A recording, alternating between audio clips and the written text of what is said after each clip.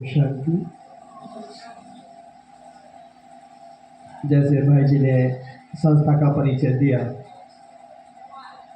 प्रजापिता ब्रह्मा कुमारी ईश्वरीय विश्वविद्यालय, ऐसा पूरा वर्ल्ड के अंदर कोई विश्वविद्यालय नहीं हुआ आज तक और अब आगे होने वाला भी नहीं है। जैसा समय देख रहे हैं तो ये विश्व ईश्वरीय विश्वविद्यालय है जो पूरे विश्व में एक ही विद्यालय है और ये 140 देशों के अंदर इसकी ब्रांच है और नाम है ईश्वरीय विश्वविद्यालय, माना ईश्वर का विश्वविद्यालय।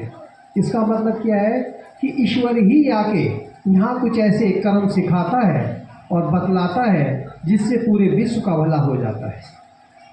तो हम सभी को जब ऐसा पता लगता है तो हमारा भी यही फर्ज होना चाहिए, जहाँ ईश्वर आकर कुछ सिखा रहा है, कुछ बता रहा है, तो हमारा फर्ज बनता है कि हम भी जाकर कुछ सीखें। नहीं तो यही ईश्वरीय विश्वविद्यालय हमें यही सिखाता है कि पूरे विश्व का परिवर्तन कैसे होगा, क्योंकि आज पूरे विश्व में क्या हो रहा है, हाहाकार मच रहा है और मचता ही चला जाएगा। इसे कोई रोकने वाला भी नहीं है, ना ये कोई रोक सकता है, क्योंकि ये होना ही है, क्योंकि विश्व परिवर्तन होना ही है। कलयुग का अंत आ गया है। अभी हम ये कहें कि हमारे शास्त्रों में तो लिखा है अभी 40,000 वर्ष पड़े हैं। अभी हमारे किसी शास्त्र में लिखा है कि कलयुग अभी बच्चा है। तो आज वो जब बच्चा देखते हैं या हमारे कोई विद्वान पढ़कर सुनाते हैं कि भाई अभी तो कलयुग बच्चा है, तो जब वो लिखा गया था जब भी तो बच्चा था, या वो आज भी बच्चा ही बना रहेगा है? या वो 40,000 वर्ष लिख दिए तो वो 40,000 वर्ष अभी पड़े हैं क्या? कुछ तो समय गया होगा ना। तो हम अभी जो लिखतम के आगे पढ़ रहे हैं और कुछ मान नहीं रहे, तो भगवान स्वयं दिखा रहे हैं कि बच्चे लिखतम तो तुम मान रहे हो, प्रैक्टिकल को भी तो देखो दुनिया में क्या हो रहा है। आज आधी दुनिया तो जली रही है और आगे आगे बढ़ रही है। तो विनाश की तरफ ये दुनिया जा रही है, अंत की तरफ जा रही है, कलयुग का अंत आने वाला है। तो हम मनुष्य का भी एक फर्ज बनता है कि कुछ देर बैठ के ये सोचें कि जब ये दुनिया का अंत हो जाएगा तो सृष्टि कैसे चलेगी आगे। तो इस समय दो ही विचार करने चाहिए कि क्यों ऐसा हो रहा है और क्यों आगे कैसा होगा, उसे करने वाला कौन है। तो विचार करना चाहिए। हमें विचार करते करते यही पहुंचना है कि हमें आगे आने वाली सृष्टि जो हमारे शास्त्रों में लिखा है कि प्रजापिता ब्रह्मा कुमारी ईश्वरीय विश्वविद्यालय में सिखाया जाता है कि प्रजापिता ब्रह्मा कुमार जो है, ब्रह्मा जी जो है, उन्होंने ही सृष्टि की रचना की थी। तो ये ब्रह्मा बाबा ने खुद ही नहीं रची थी, उससे भी रचवाया गया था, क्योंकि ये हमारे परम पिता परमात्मा जो शिव है ये तो निराकार है, इनके पास अपना शरीर तो है नहीं, तो ये कैसे करेंगे? तो ये किसी शरीर का आधार लेंगे। अब जैसे हम ही हैं, हमारे अंदर इस शरीर को चलाने वाली क्या है? एक चैतन्य शक्ति आत्मा है। अगर वो आत्मा हमारे शरीर से निकल जाएगी तो क्या ये शरीर काम करेगा? करेगा क्या? ये आंखें देख पाएंगी, मुख बोल पाएगा? बोलो ना, नहीं बोल पाएगा ना। तो इस इतने बड़े शरीर को चलाने के लिए कौन है हमारे अंदर? एक आत्मा है, वो चैतन्य शक्ति है। वही शक्ति इस परम पिता परमात्मा की बच्ची है। तभी कहते हैं आत्मा का पिता परमात्मा। इस शरीर का पिता तो वो है जिसके घर में हमने जन्म लिया है, मगर हमारी आत्मा का जो पिता है वो परम पिता परमात्मा है। इसी कारण हमारे दो पिता कहलाते हैं, ठीक है? एक इस शरीर का पिता और एक मेरी आत्मा का पिता।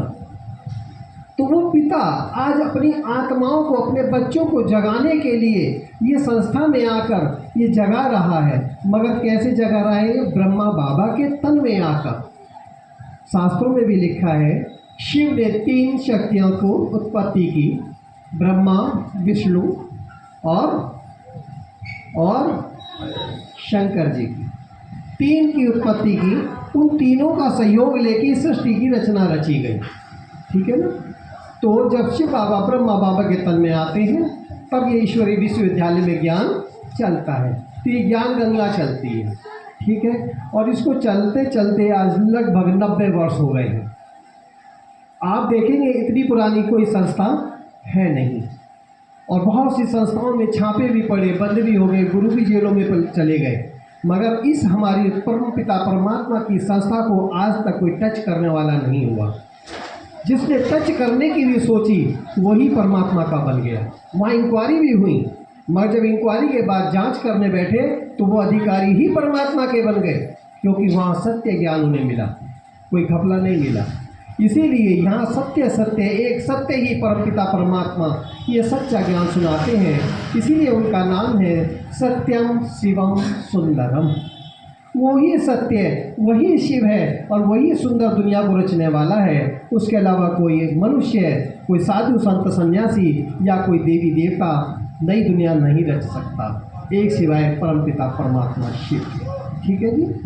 तो यहाँ पुराने लोग कितने हैं जो जानते हैं, जिसने कुछ कोर्स करा हो? है कोई? कमी है। चलिए कोई बात नहीं। आज से बहुत अच्छी बात है, आज से ये शाखा, ये परमपिता परमात्मा की ब्रांच यही सिखाती है कि देखो ये ज्ञान गंगा बह रही है, इस ज्ञान गंगा में अगर जो स्नान करेगा वही आत्मा पवित्र बनेगी, वही पवित्र आत्मा बनेगी। कहा जाता है कि गंगा जा रहे हैं पाप धोने, कहा जाता है ना, तो वहाँ आत्मा नहा लेती है क्या हमारी? कौन नहाता है? शरीर नहाता है, आत्मा तक पानी पहुँचता ही नहीं। अगर आत्मा तक वो जल जाए तो आत्मा भी चलो पावन मान ले, मगर जब आत्मा तक वो जल पहुँचता ही नहीं तो आत्मा पावन बन सकती है क्या? नहीं बन सकती। अगर आत्मा तक पानी जल या वहाँ तक नहीं पहुँचा तो आत्मा पावन नहीं बनती। इसीलिए शरीर भी पावन नहीं बन पाता, क्योंकि जैसे नहा कर घर आते हैं फिर वही दिनचर्या में चले जाते हैं, वही पाप कर्म करने लग जाते हैं, तो फिर वही कोई गंगा स्नान करने से भी फायदा नहीं हुआ। इसीलिए वो परम पिता परमात्मा आते हैं और ये सिखाते हैं कि बच्चे सबसे पहले तुम अपनी आत्मा को जगाओ। तुम अपनी आत्मा को जगाओगे तो मैं तुम्हारे साथ हूँ। तो वो परमपिता परमात्मा सबसे पहले बताते हैं कि बच्चे आत्मा कहाँ रहती है। किसी साधु संत सन्यासी ने कहा कि आत्मा दिल में रहती है, कोई कहता है पेट में रहती है, कोई कहता है दिमाग में रहती है, कोई कहीं बताता है, मगर स्वयं परमपिता परमात्मा ने जगह बताई है कि बच्चे मैं तुम मेरे बच्चे हो और तुम रहते हो दोनों भ्रुकुटी के बीच, यहाँ पर बिल्कुल बीचों बीच, 1.5 इंच अंदर इधर से और 2.5 इंच इधर से, उस जगह वहाँ हमारी आत्मा रहती है। कभी भी आपने देखा होगा सबकी उम्र 30, 40, 50, 60, 70 साल की उम्र लगभग हो रही है कि आँख का ऑपरेशन होता है, सिर का ऑपरेशन हो जाता है, नाक का ऑपरेशन हो जाता है, कान का ऑपरेशन होता है। कभी किसी ने देखा है आत्मा का ऑपरेशन होते हुए? ना ऐसा कोई डॉक्टर बना है, ना ऐसा कोई आत्मा में बीमारी आती है। इस आत्मा का ही इलाज एक परमपिता परमात्मा के साथ है। वही कहते हैं रूहानी सर्जन है वो, वही हमारी आत्मा का इलाज करने वाला है। दुनिया में शरीर का इलाज करने वाले एक से एक स्पेशलिस्ट मिलेंगे, हर अंग का स्पेशलिस्ट डॉक्टर मिलेगा, मगर आत्मा का कोई डॉक्टर नहीं मिला, क्योंकि इस आत्मा का इलाज एक हमारे परमपिता परमात्मा के पास ही है। वो स्वयं सिखाते हैं कि बच्चे इस आत्मा का इलाज करोगे, मेरे बताए रास्ते पर चलोगे तो तुम्हारी आत्मा की सारी बीमारी दूर हो जाएंगी। और तरीका मैं ही बता सकता हूँ, कोई और बता नहीं सकता। वो भी कैसे बताता है? प्रजापिता ब्रह्मा के तन में आकर हम बच्चों के द्वारा जो ज्ञान फैला है, ऐसी ऐसी ज्ञान गंगाएं जो निकली हैं, इनके द्वारा ही ज्ञान गंगा में जो स्नान कर रहा है, इनकी वाणी के द्वारा जो ज्ञान सुना जा रहा है, यही एक ज्ञान गंगा है। आप देख रहे हैं ये वाइट वस्त्रों में है। ये वाइट वस्त्रों का मतलब होता है आत्मा, पवित्र आत्मा, श्वेत आत्मा, बेदाग आत्मा। ये वो महान शक्ति है, इन्हें शिव शक्ति कहा जाता है। हमने तो ये इस वजह से पहन रखे सभी संस्था से जुड़ जाते हैं, मगर हमारी और इनमें जमीन आसमान का अंतर है। ये वो शिव शक्ति है जिन्होंने अपना तन मन धन समय संकल्प सब कुछ त्याग कर दिया। अच्छे सन्यासी भी नहीं कर पाए। वो सन्यासी तो त्याग करके घर छोड़कर जंगलों में चले गए, और आज वो जंगलों के आश्रम भी खाली पड़े हैं। आज आलीशान आश्रम बने हुए शहरों के अंदर, आलीशान गाड़ियाँ होंगी, आलीशान बंगले होंगे। देख रहे हैं ना, बड़े बड़े सिंहासन होते हैं। ऐसे ही वो परमपिता परमात्मा कहते हैं कि कभी उन सन्यासियों ने इस भारत भूमि को पवित्र बनाने के लिए रोका था, जब सन्यासी लोग जंगलों में कुटिया के अंदर आश्रम में रहते थे, जब उनके अंदर शक्तियाँ थी। मगर आज उनमें भी शक्ति नहीं रही है, क्योंकि हर तरह का अन्न वो साधु संत सन्यासी खाते हैं, हर तरह का सुख भोगते हैं।